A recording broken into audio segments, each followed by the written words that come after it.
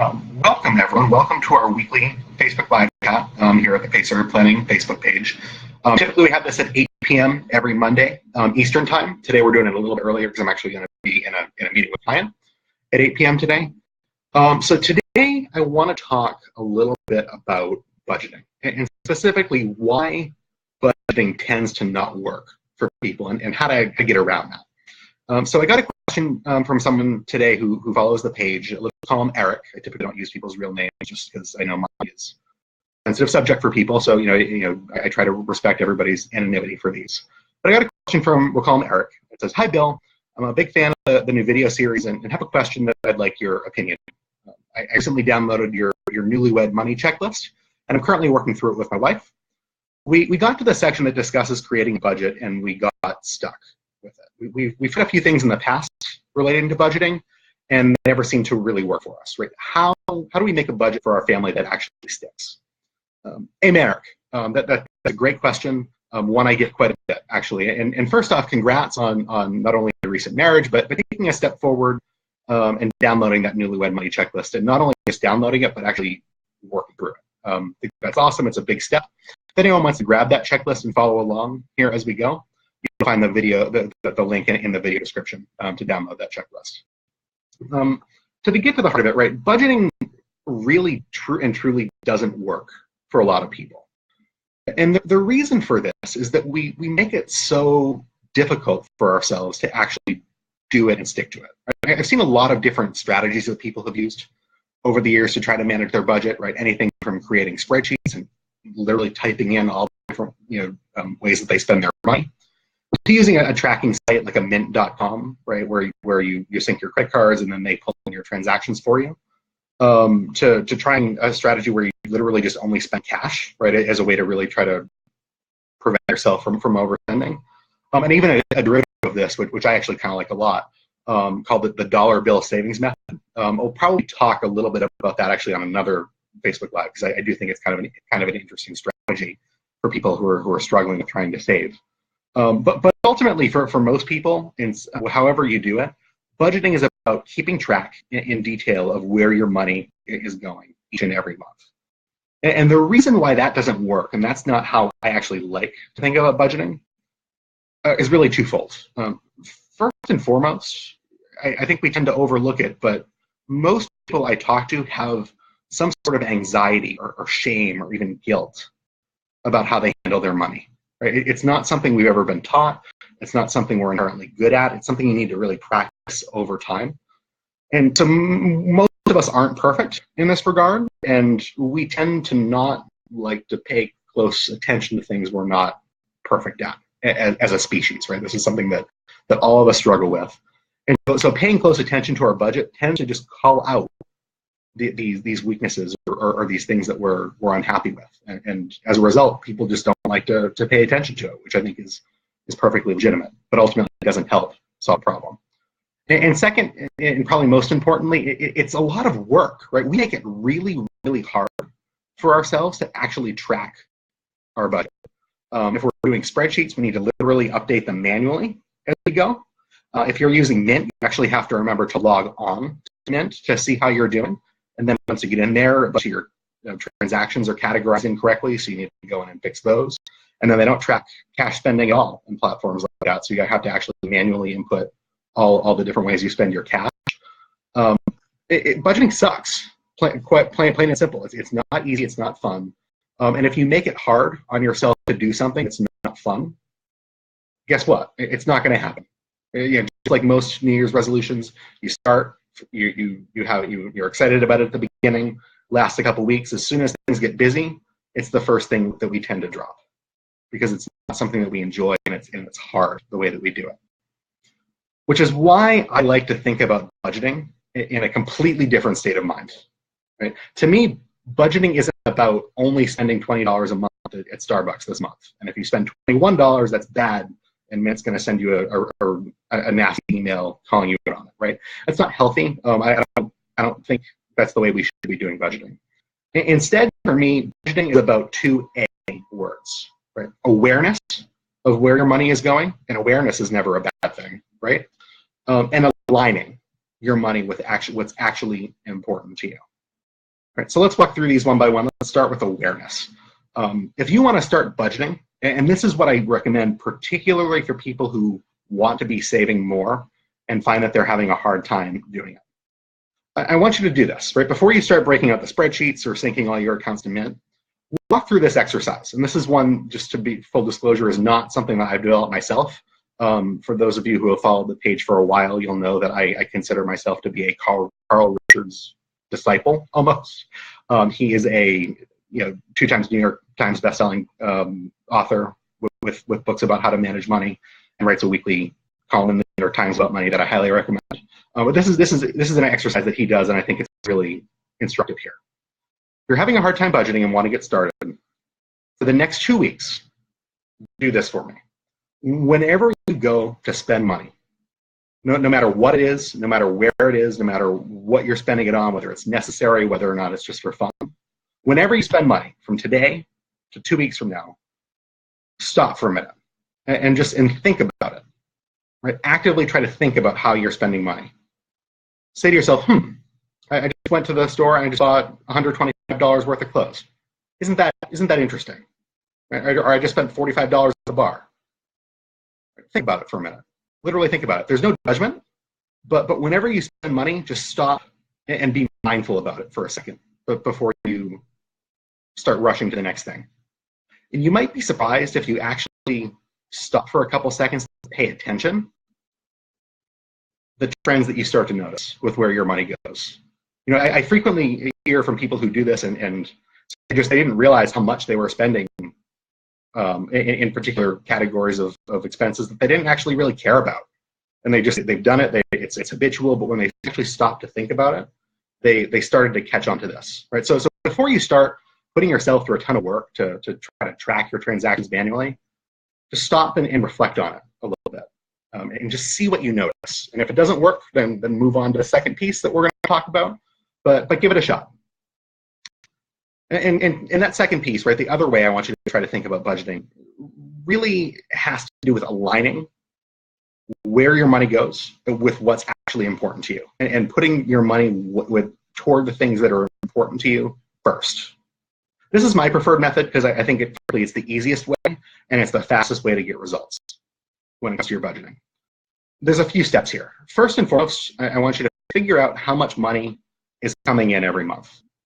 Right? And I'm not talking about your salary divided by 12. I'm talking about how much money actually gets deposited into your bank account every month. After taxes are taken out, after your 401k contributions, how much money is put in every month. The second piece is a little bit harder, and that is how much do you actually need to be saving to make sure you're able to do the things that are important to you, right? Never mind what you should be saving, what do you actually need to be saving, right?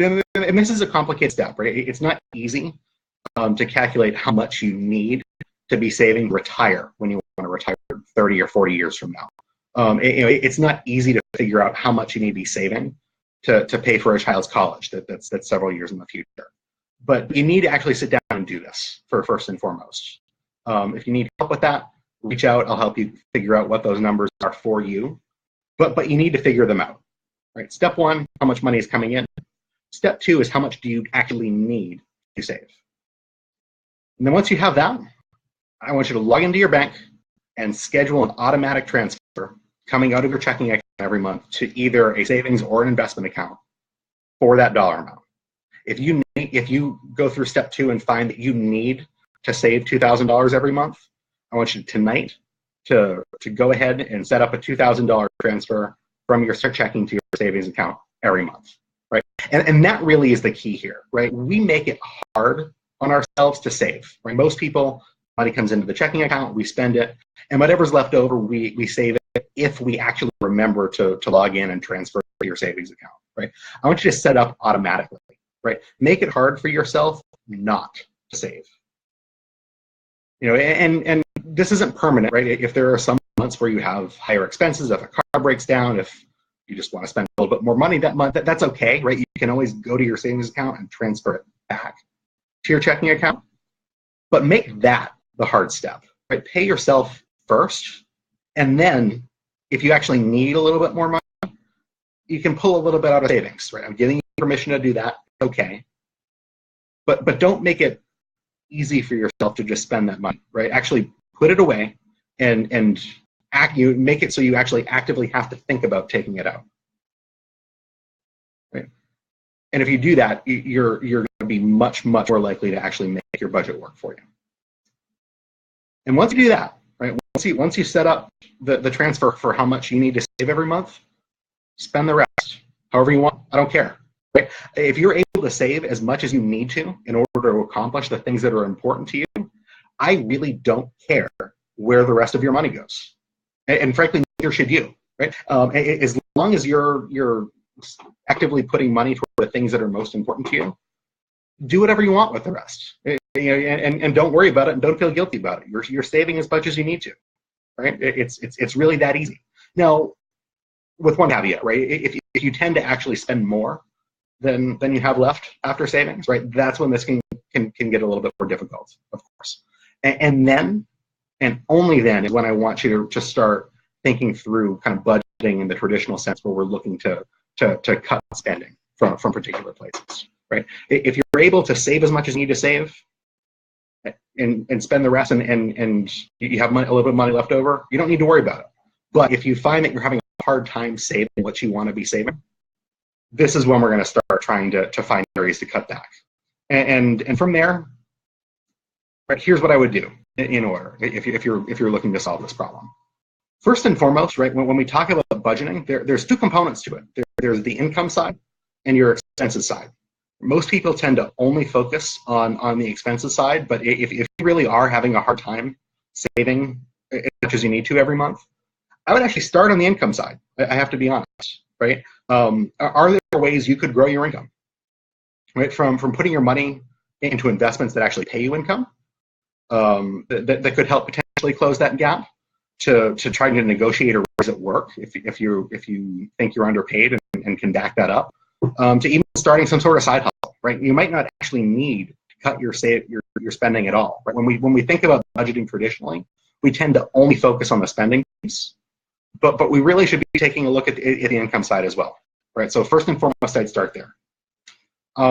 If that's not enough, or if growing your income isn't an option for you for whatever reason, the next step, right, forget this nickel and diming on your coffee every month, right? It's the hardest way to actually do this. Instead, what are your top 3 or 4 categories of expenses every month? Where does most of your money actually go? Now, for most people, this is either some sort of combination of your rent or mortgage payments, student loan payments, transportation costs, food, or even clothing. Pull all that stuff together in those big categories and ask yourself, what's the easiest and least impactful cut that you can make to your biggest areas of expense, right? In other words, if the goal is we need to cut your spending by a certain dollar amount every month, what's the easiest way to actually do that? And for most people, it's not going to be coffee, right? Start with the biggest areas of expenses, right? Maybe it means that it might make sense for you to move to a cheaper apartment, the next time your lease is up, or taking the bus or subway, right? A little bit more than taking Ubers, or if you have student loans, trying to switch your student loan repayment plan if you're on federal loans, or if you have private loans, even trying to refinance them, or trying to cook a little bit more at home, right? There's a lot of different ways to do this, and each one is different, depending on what you actually need to be doing. But only if you need to, right? Make that the New Year's resolution. Don't make budgeting your New Year's resolution, but actually find the easiest and most impactful areas to cut if you need to. And when you do that, you're going to find your budget tends to just come in order. Make it as easy as you can on yourself. Make it hard not to save for yourself.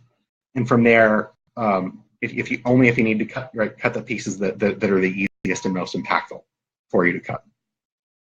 But ultimately, look, if you take anything away from this video here today, right, recognize that if you're struggling with traditional budgeting, right, and you feel like it doesn't work for you, you are not alone, right? The best thing you can do to make your budget work is to figure out how much you need to save every month, set it up to save it automatically, move it from your checking to your account to your savings account without thinking about it, without needing to actually go in and do it every month. and then make the rest of your spending around that. Right? If you need to pull some of that money out of savings for whatever reason, you always can do that, but make that the hard part. Right? It doesn't take a lot of time to do this, right? But you should be making it easy for yourself to save rather than hard. So I hope this was helpful. Thanks so much to Eric for sending in this great question and for working through our Newlywed Money Guide. You can download that guide in the link if you have any questions about that.